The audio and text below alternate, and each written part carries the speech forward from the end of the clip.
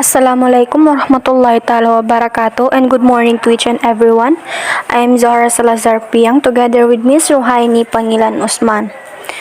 And for today's topic, we are going to discuss about the development of performing arts in the Philippines. But before we start, the objectives of this is at the end of this video, you were able to learn the music in a different varieties of period, to know about the Philippine literature, and to know about the theatrical dance and cinemas. So the first one that we are going to discuss is the concept of music. So the first one is in the early times music were passed on through tradition. So early music generally comprises medieval music and Renaissance music. Originating in Europe, early music is broad musical era for the beginning of Western classical music. So medieval music, it includes liturgical music used for the church and secular music, non-religious, solely vocal music, such as Gregorian chant and choral music.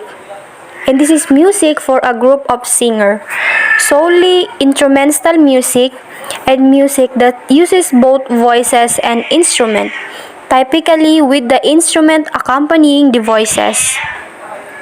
So basically, medieval music was mostly only vocal. And now let's proceed to Renaissance music. Renaissance music consists of secular and religious composition. In fact, secular compositions were livelier than religious compositions, where it is important to note that the polyphonic styles define the Renaissance period. These styles involved several independent melodies performed at the same time. So polyphonic is made up of several simultaneous melodies. And also Renaissance, the word Renaissance from the Old French meaning rebirth. Why? Because it symbolized the beginning of a new era of the arts. So the reason why early times music were passed on through tradition, because the early times music played an integral role in the lives of ancient Greek and was almost universally used in society, from marriages and funeral to religious ceremony, public Olympic events, accompaniment to staged Greek dramas, folk music, and ballad like reciting of epic poetry. And also, songs and music mirror history, values, norms, and the mentality of a society. When folklore and cultural ceremonies are celebrated with songs and music, it is to demonstrate the tradition and costume of a society that music is a significant part of our changeless culture. Number 2. The most primitive music have vocal music form.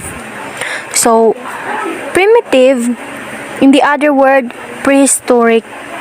Prehistoric music is a term in the history of music for all music produced in pre-literature cultures. Prehistoric music is folklore by ancient music in different parts of the world. Prehistoric music is the earliest music. This musical grouping, also known as primitive music, categorizes all of the music created in pre-literate cultures. So, this is before people could read and write. So, this time period is also known as prehistory, which means quite literary or before history, before any written records of history and culture ever exist. So, historians don't really know much about how music exactly got started. Some think that music grew out of naturally occurring sounds and rhythms, and human-made music that possibly echoed the pattern. Historians also think that the first musical instrument was quite possibly the human's voice. That being said, other prehistorical musical instrument exists. In 2004, the eldest known modern pipe were found in Ireland, and in 2008, archaeologists discovered a flute made out of bone in Germany. So this true instrument is somewhere between 43 to 35 years old. So unfortunately, we don't have any recordings of prehistoric music.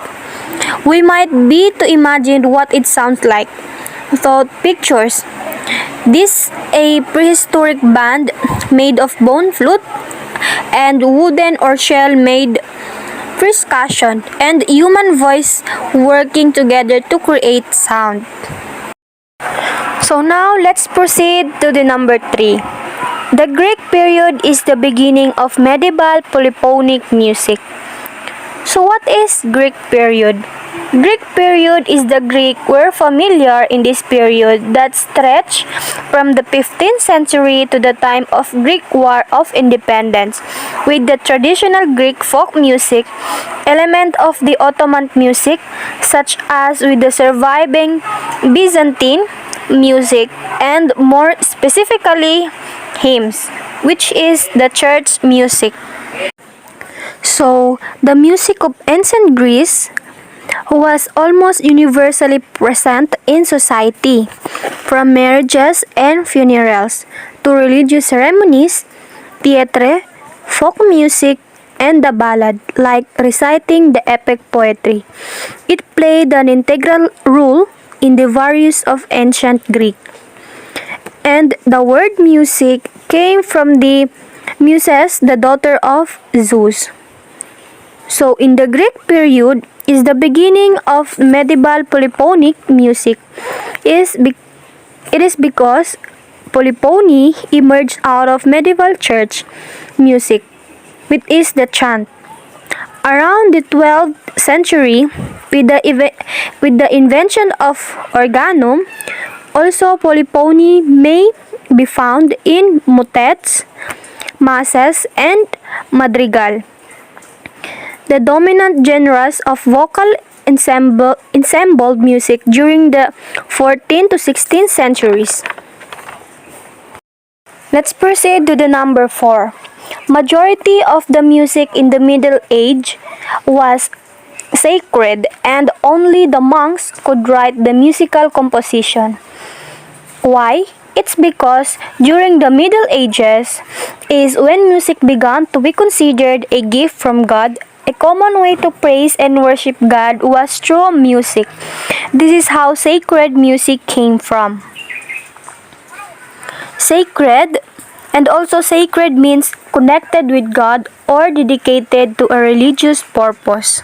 So, why monks has the ability to write the musical composition? It's because monks in the Middle Age were highly educated and could typically read and write in Latin. Monks dedicated their lives to serving God and members of the community. They spend their days praying, studying, and performing manual labor. So now, let's discuss who were the monks. A monk may be a person who decides and serving God, or to be an ascetic who voluntarily choose to leave mainstream society and live with their life in prayer and contemplation. So, the example of Middle Age music is the Gregorian chant. Early Christians delivered their music from Jewish and Byzantine religious chant, like all music in the Western world up to this time. And also, chant or plain song is a monophonic sacred form which represent the earliest known music of the Christian church. So now let's proceed to the number 6. Music was revolutionized by the end of 18th century or at the time of Beethoven. So, why music was revolutionized by the end of 18th century or at the time of Beethoven? So, first off, let's discuss who is Beethoven. So, Ludwig van Beethoven was a German pianist and composer widely considered to be one of the greatest musical geniuses of all time. His his innovative compositions combine vocals and instrument, widening the scope of sonata, symphony, concerto, and quartet. He is a crucial transition figure connecting the classical and romantic ages of Western music. So, Beethoven was born on or about December 16, 1770 in the city of Bonn in the Electorate of Cologne, a principality of the Holy Roman Empire.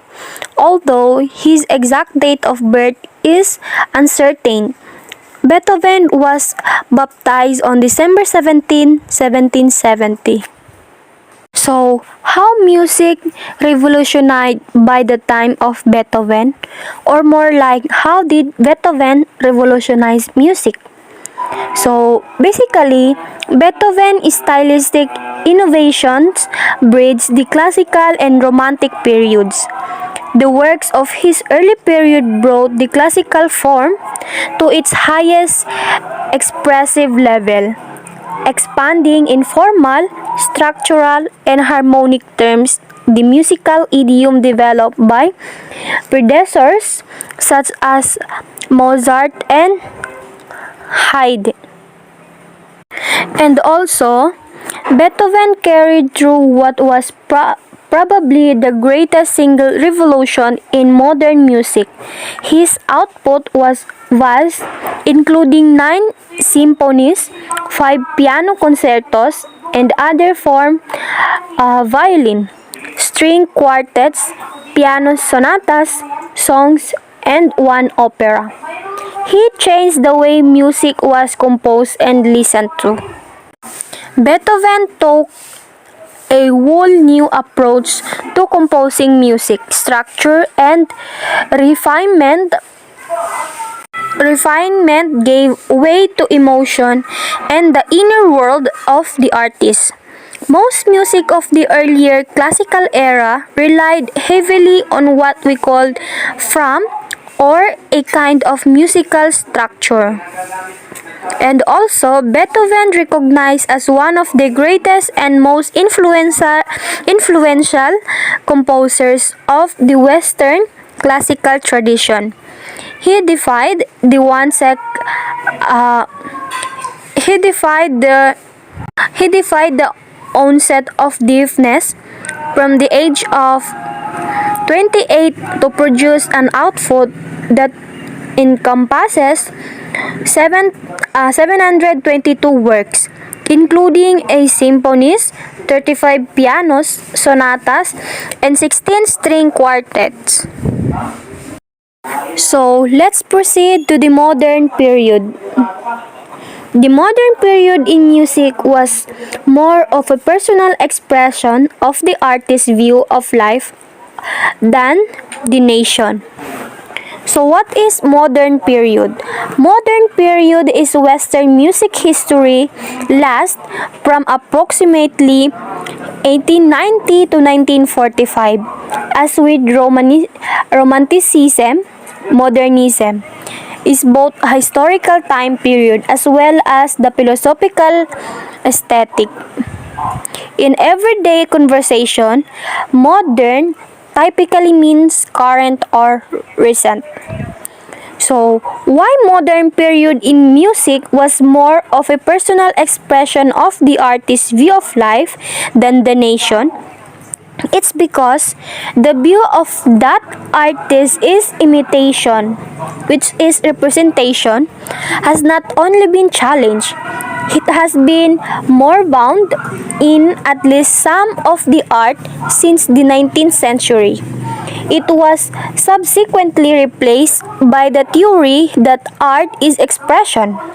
Instead of reflecting states of the external world, art is held to reflect the inner state of the artist. This, at least, seems to be implicit in the law, in the meaning of expression. However, expression of non-rational mental state is only one potential god of art.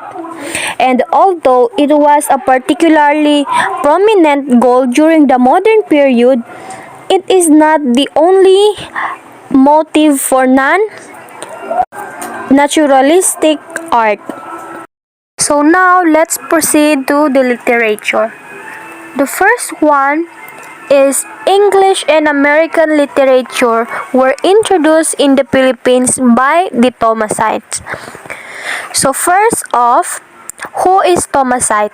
Thomasite were a group of 600 American teachers who traveled from the United States to the newly occupied territory of the Philippines on the U.S. Army transport Thomas. Thomasite named after the ship that transported them, the United States Army Transport Thomas. The Thomasite expanded to become a powerful force in the colonial project. Their work as educators served the imperial vision of assimilating Filipino into American culture and raising a young generation of followers. The group of Thomatites included 346 men and 180 women hailing from 43 different states and 193 colleges, universities, and normal schools.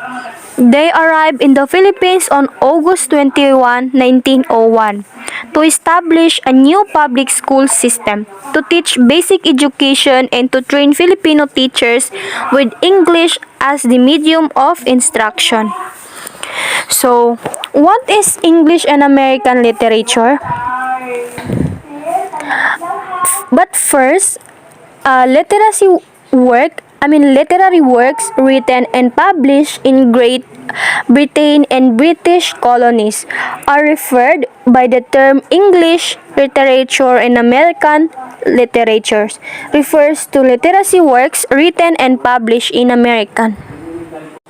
So, English literacy mainly reflect to the English culture and English mannerism, while American literatures mirrors the American culture, its history, and revolutionary concepts such as relationship with the church, state, and supernatural element that emerged in the country. So, American literature is often known as much more realistic on portraying characters, while English literature is known for its wit and portrayal of theme in plots and characterization. So, in all, Thomasites teach us about the educational system. They taught us to be educated, learn and gain knowledge, especially in academic learning, culture, and values. Let's proceed to the number 2. In the early period of Philippine literature, drama and poetry were hardly written because vernacular plays and zarzuela became the popular theatrical arts among Filipinos. So, the early inhabitants of the Philippine archipelago had a native alphabet or syllabary, which among the Tagalog was called baybayin, an inscription akin to Sanskrit. It was through the baybayin that literacy formed such as songs, riddles, proverbs, lyrics, and short poems, as well as part of epic poems were written. So, the difference between drama and poetry is that both poetry and drama are considered literacy genres. Poetry is written form that expresses emotions, observations, and feelings through rhyming cadence. It is this combination of cadence and words that draws the readers or listeners in. So, in drama, by contrast, present the actions and word of character on the stage. So, the reason why plays and zarzuela are more popular in theatrical is that play is a work of drama, usually consisting mostly of dialogue between characters and intended for theatrical performance rather than just reading. And zarzuela is a Spanish lyric dramatic genre that alternates between spoken and sung scenes. The latter incorporating operatic and popular songs as well as dance. Zarzuela is a form of musical theater that combines spoken word and song that celebrate various Catholic liturgical feasts. The example of this is Wogar con Fuego by Francisco Asinjo Barbary was the first zarzuela introduced in the country in late 1878 or early 1879. And Moro Moro refers to a refers to a type of folk drama performed in villages throughout the Philippines, usually during fiestas. So let's proceed to the number 3.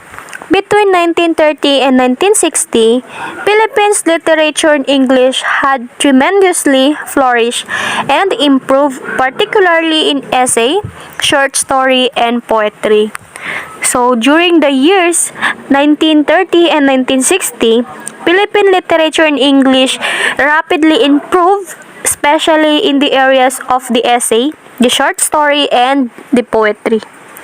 So in essay, during the middle period of the Philippine literature in English, the ACS literature in English tried to capture Filipino life and culture. So, the short stories, the form of Philippine literature, which show the most rapid development seems to be the short story. The early deductive stories and romantic tales quickly came way to stories about farm life and city life, the problems of society and human hardship. Local color was well used, and Jose Garcia Villa was among the first Filipino writers to receive international recognition. And the poetry of the middle period developed slowly in the 1930s.